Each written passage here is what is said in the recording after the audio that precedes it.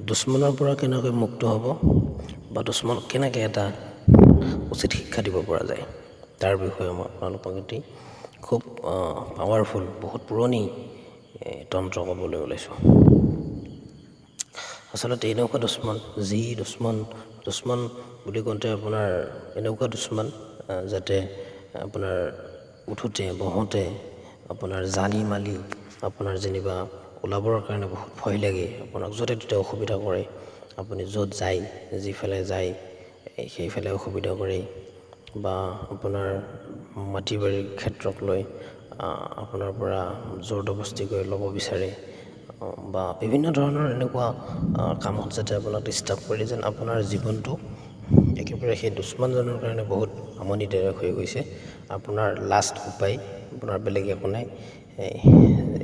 যদি আপুনি যেনিবা ধৰক পুলিচত গৈছে, থানাত গৈছে, কেছ দিছে, তাতো একো কৰিব পৰা নাই, সমাজৰ মানুহো একো কৰিব পৰা নাই, তেনেকুৱা দুশ্মনৰ কাৰণে আপুনি যদি এইটো ব্যৱহাৰ কৰে মানে খুব সোনকালে এই দুশ্মন একে নিমাত হৈ যাব, এইটো গেৰাণ্টি আছে।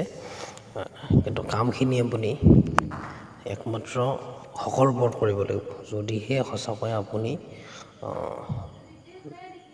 দোষী নহয়, আপোনাৰ কোনো দোষ নাই, তেনেকুৱা ক্ষেত্ৰত সেই দুশ্মনৰ কাৰণে এই ব্যৱহাৰটো আপুনি প্ৰয়োগ কৰিব পাৰিব। এই যিটো তন্ত্ৰ বহুত সাংঘাতিক তন্ত্ৰ, এইটো বহুত পুৰণা কিতাপৰ তন্ত্ৰ।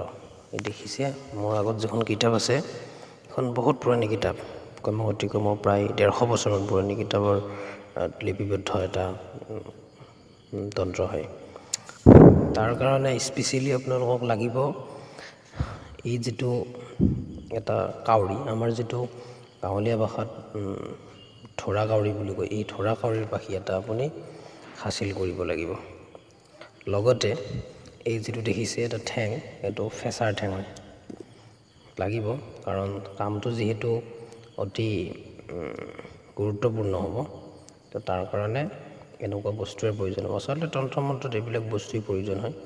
তো আপোনাৰ কাৰণে প্ৰথম কাম হ'ব এটা ফেঁচাৰ ঠেং আৰু ঢোঁৰা কাউৰীৰ এটা পাখা, এই দুটা বস্তু লগ কৰি এটা কাম কৰিব লাগিব।